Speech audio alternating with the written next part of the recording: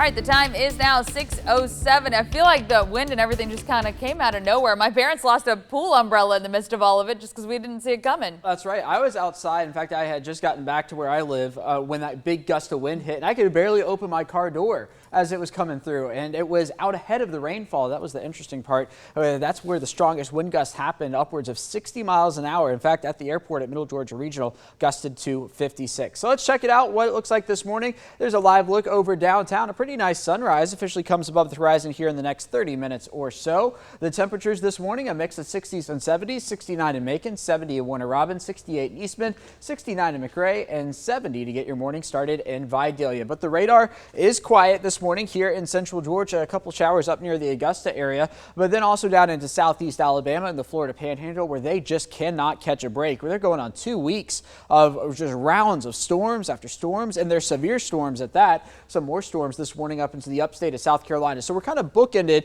by storms this morning, but dry in central Georgia as of now. And as we work our way into the afternoon hours, that will begin to change. So most of, if not all of our area in a level 1 storm risk for the threat of damaging winds and some large hail today. Also, that heavy rainfall threat will come along with it. But to be quite honest with you, I'm not as concerned about the storm risk today as I was last night across central Georgia. So there we are at the noon hour, still looking at sunny skies, temperatures warming up in a hurry.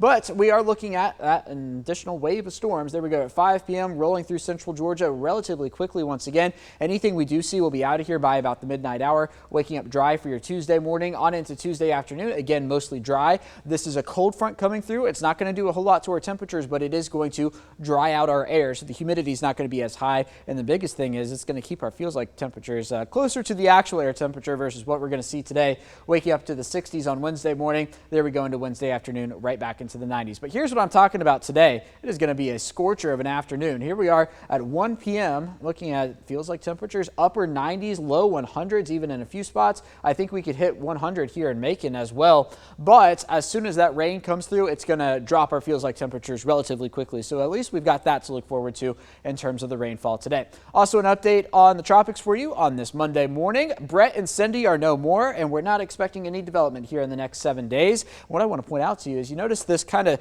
transparent color coming off of Africa here. This is a wave of African dust that's beginning to move across the Atlantic. So if it's able to make it here to central Georgia, we might have some nice sunrises and sunsets in our future in about a week or so.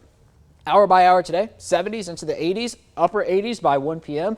I think we get to about 92 today, but those feels like temperatures, potentially 97 to 102. Afternoon showers and storms are on the way. Sunrise is officially at 6:29 this morning. And the warm up continues. 95 for tomorrow, 96 on Wednesday, 97 on Thursday. The good news is the air will still be on the drier side on those days, so only a 10% chance of rain. But the temperatures continue to warm and the humidity comes back in time for Friday and Saturday. Of course, the Independence Day concert on Saturday, likely a scorcher this year.